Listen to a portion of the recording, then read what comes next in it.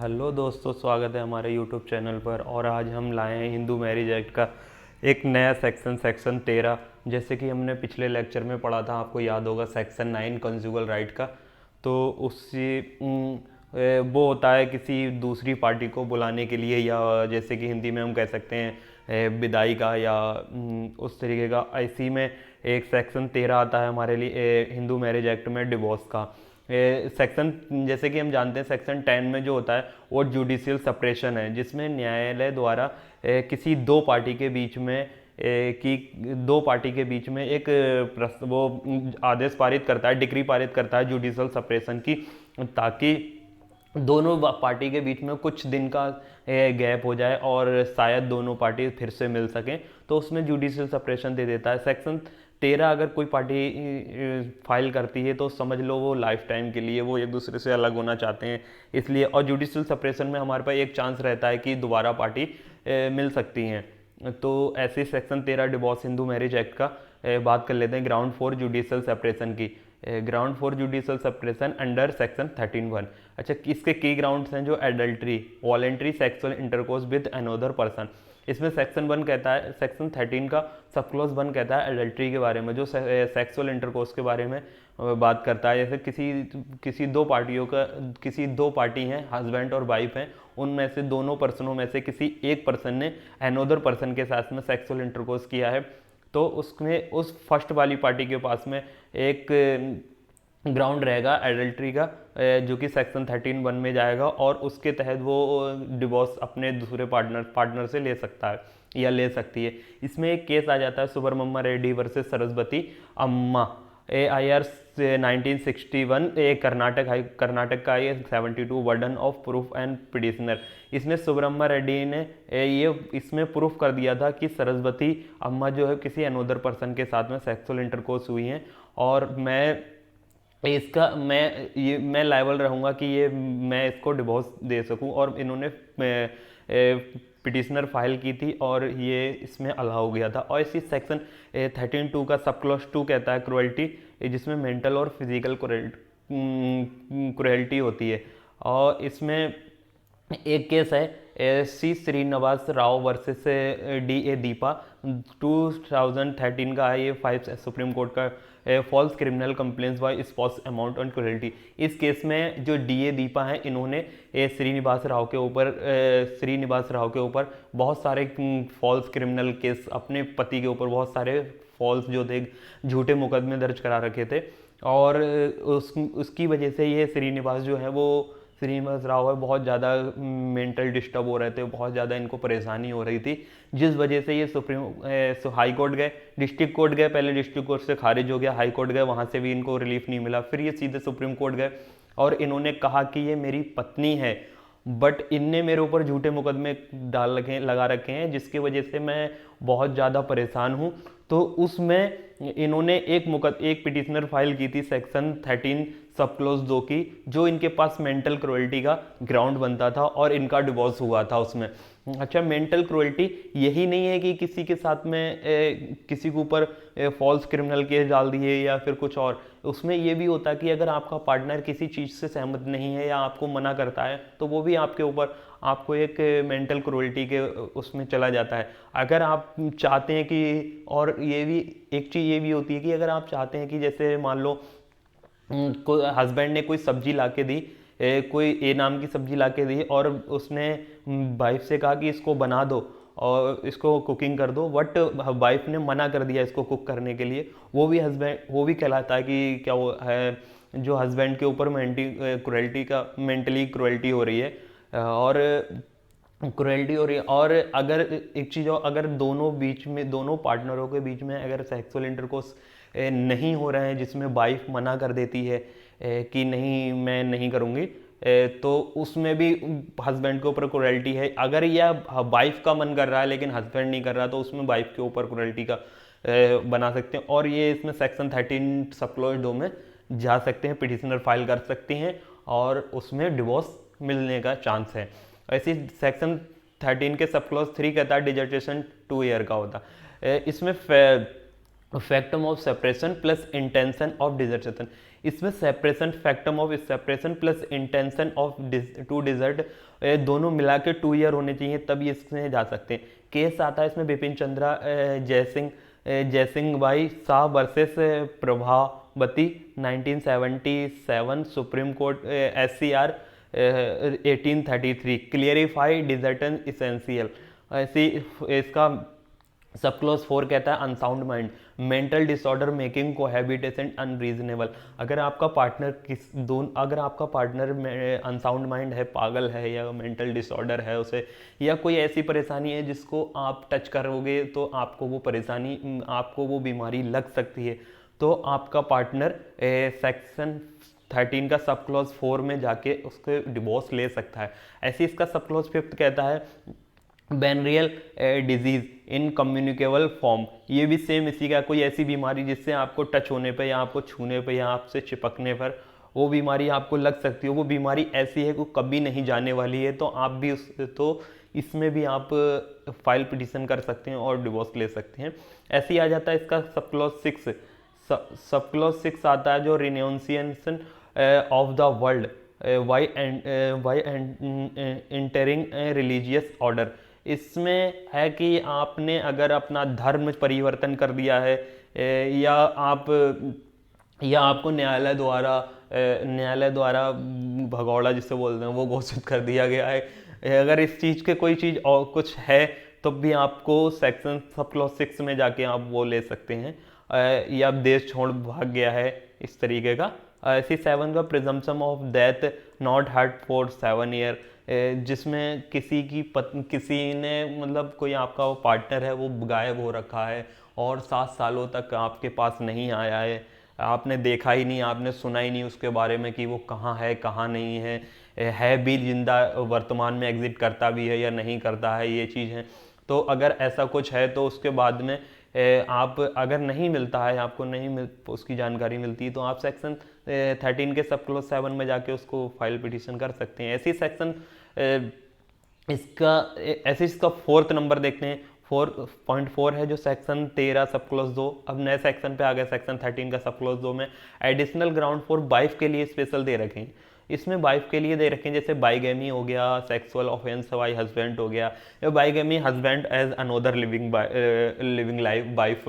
मतलब इसमें स्पेशल सिर्फ सेक्शन 32 वाइफ के लिए दे रखा है कि अगर आपका हस्बैंड है या आपका पार्टनर है वो मतलब हस्बैंड ही है, हस्बैंड है किसी अनोदर वाइफ की लड़की के साथ में लिविंग रिलेशन में है, या किसी के साथ उनने शादी कर रखी है, जो कि हिंदू मैरिज एक्ट में सिंगल मैरिज का कॉन्सेप्ट है। अगर आप डुअल मैरिज कर लेते हैं तब वो उस ग्राउंड पे भी आपकी वाइफ के पास में एक ग्राउंड आ जाएगा कि आप वो हस्बैंड से तलाक ले सकती है। सेक्सुअल ऑफेंस बाय हस्बैंड हो गया, हस्बैंड ने जैसे हस्बैंड ने पहले कभी किसी का रेप किया हो, मतलब रेप की FIR हुई हो और वो कोर्ट में न्यायालय में गिल्टी पाया गया है, तो उस कंडीशन में भी है वाइफ उससे रेप वो ले सकती है, डिवोर्स ले सकती है। सोडोमी हो गए, बेस्टियलिटी हो गए, ये सब चीज़ें। ऐसी मेंटेनेंस डिक्री है इसमें, if husband order to pay maintenance under section 18 HM Hindu adoption marriage act और सेक्शन 125 सेक्शन CRPC का and cohabitation on resumed for 1 year. अच्छा, सेक्शन 125 CRPC जो है वो BNS में कन्वर्ट हो गया सेक्शन 144 VNSS न्यू वाले क्रिमिनल एक्ट में। इसमें वाइफ के पास एक डिग्री रहेगी मेंटेनेंस की, जो फिर अपने वाइफ हस्बैंड से मेंटेनेंस ले सकती है। अगर चाहे तो under section 18 Hindu adoption marriage act में जा सकती है, वरना सेक्शन 125 जो कि 144 BNSS में कन्वर्ट हो गया है वो वहाँ जा सकती है। Child marriage repudiation, wife repudiate marriage before 18 year, solemnize before 15 year. इसमें स्पेशल बच्चे के लिए दे रखा है कि वाइफ जो है वो मैरिज नहीं कर सकती, मतलब पालेगी तो ठीक है 18 साल, बट जब शादी होगी तो उसमें हस्बैंड को सारा खर्चा देना पड़ेगा। चाहे तो लड़की जो है वो 125 सब क्लॉज 3 के 125 सब क्लॉज 3 CRPC में जा सकती है। अब तो 144 3 सब क्लॉज में जा सकती है कोर्ट में और अपनी मैरिज के लिए एलिमनी ले सकती है। ऐसे ही इसका सब क्लॉज सेक्शन 13 का 5 जो आ जाता है, इसके बारे में बात कर लेते हैं। Alternate relief in divorce proceedings when a petition for divorce is filed the court में instead grant judicial separation. Divorce file हो गई है, मैं इंस्टीड ग्रांट जुडिशियल सेपरेशन।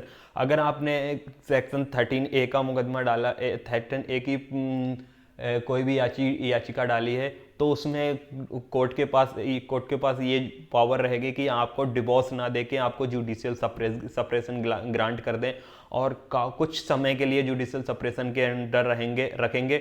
अगर आप दोनों में फिर से कॉम्बिनेशन बन जाता है तो आप उसको खारिज करा, मतलब वापस ले सकते हैं। पर अगर नहीं आता है तो कुछ समय के लिए आप दोबारा से आ सकते हैं कोर्ट में और जुडिशियल सेपरेशन को सीधे सेक्शन 13 के डिवोर्स में बदलवा सकते हैं।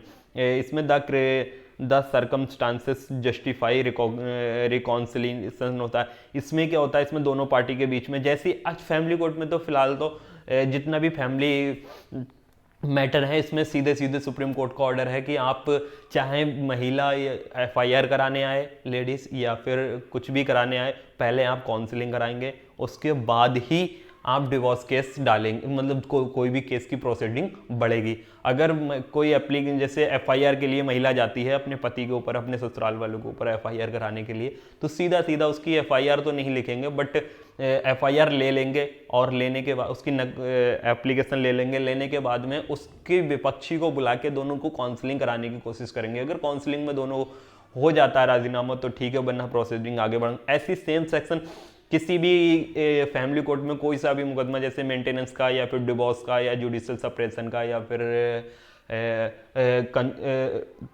रेस्टोरेशन कंजुगल राइट का कोई भी मुकदमा डालेंगे, तो उसमें विपक्षी को सम्मन तलब होने के बाद, सम्मनशील होने के बाद में वो सीधा जब कोर्ट आएगा तो उसे सबसे पहले काउंसलिंग में बैठाला जाएगा, और काउंसलिंग उनकी होने के बाद में डिसाइड होगा कि आगे इसमें प्रोसीडिंग क्या करनी होती है। तो ऐसे ही the petitioner is not based ground of, जैसे कन्वर्जन हो गए, रिनॉन्सेशन हो गए, प्रिजम्पशन ऑफ डेथ हो गए। सिग्निफिकेंस इसका देख लें, the prevent immediate dissolution of marriage where reconciliation seems possible. Case इसमें देख लेते हैं, सावित्री पांडे वर्सेस प्रेमचंद्र पांडे, ये 2002 का है, सुप्रीम कोर्ट का जजमेंट, बहुत बढ़िया जजमेंट है। इसमें Supreme Court held irretrievable breakdown is not statutory ground, court में be use judicial separation at alternate relief. इसमें क्या हुआ था, सावित्री पांडे वर्सेस प्रेमचंद्र पांडे ने एक केस डाला था सेक्शन 13 का डिवोर्स के लिए। तो इन्होंने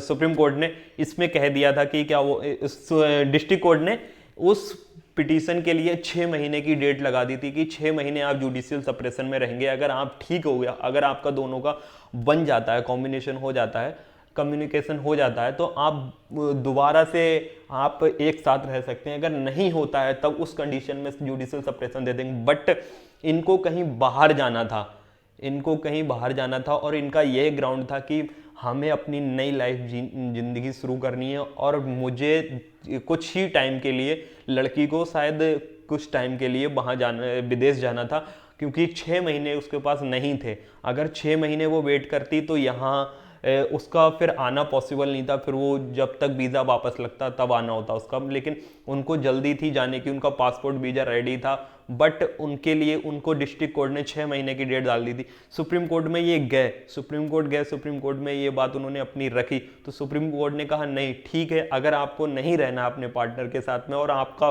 पूरे डॉक्यूमेंट तैयार हो गए हैं बाहर जाने के, आपको न्यू जर्नी स्टार्ट ही करनी है, तो हम इसको अल्टर करके आपको रिलीफ दे देते हैं, जुडिशियल सेपरेशन ना देके सीधे सीधे डिवोर्स ग्रांट कर देते हैं। तो ऐसे इसके सेक्शन 13 सब क्लॉज 1A का right to divorce after judicial separation, अगर either spouse seek divorce if there is no resumption of cohabitation for 1 year after decree for judicial separation, or no restitution of conjugal right for 1 year after decree under section 9. अगर किसी को conjugal right section 9 किसी ने डाला है और एक साल एक ईयर डिग्री पास हो गया है, बट वो अभी भी उन्होंने कोई भी उसमें एक्शन नहीं लिया है कि वो फैमिली के साथ रहना है नहीं रहना है पार्टनर को, तो उस कंडीशन में वो आफ्टर एक साल की डिग्री के बाद में वो जुडिशियल सप्रेशन या फिर डिवोर्स का केस डाल सकता है। इसमें केस एक आ जाता है धर्मेंद्र कुमार वर्सेस उषा कुमार का।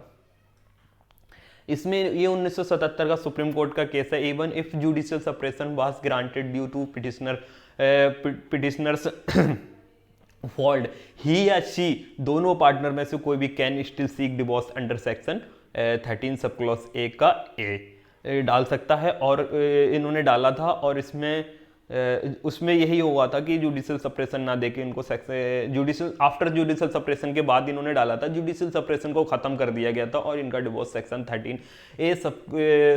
13 सब क्लॉज ए के एक का 1 का ए में इनको अलाउ कर दिया गया था। इसमें section 13B divorce by mutual consent. ये म्यूचुअल कंसेंट क्या होता है? म्यूचुअल कंसेंट होता है जब दो पार्टनर होते हैं, हस्बैंड और वाइफ, अगर दोनों चाहें, अगर दोनों को एक साथ नहीं रहना है तो वो दोनों मिलके दो जॉइंट पिटिशनर फाइल डालेंगे जो दोनों के म्यूचुअल कंसेंट से होगी, और वो दोनों म्यूचुअल कंसेंट से जो दो फाइल पड़ेगी, जॉइंट फाइल पड़ेगी, उसमें जुडिशियल सप्रेशन भी मिलेगा, बट ये डिवोर्स की पड़ेगी। उसमें भी न्यायालय 6 महीने कम से कम आपको 6 महीने आफ्टर जुडिशियल सप्रेशन देगा बीच में, बट वो जुडिशियल सप्रेशन ना देके वो जुडिशियल सप्रेशन के ही तरह अलग अलग रहने की डिमांड देगा बाद में, फिर 6 महीने बाद ये प्रोसीडिंग होते। तो इसमें देखते हैं again no directly related for judicial suppression,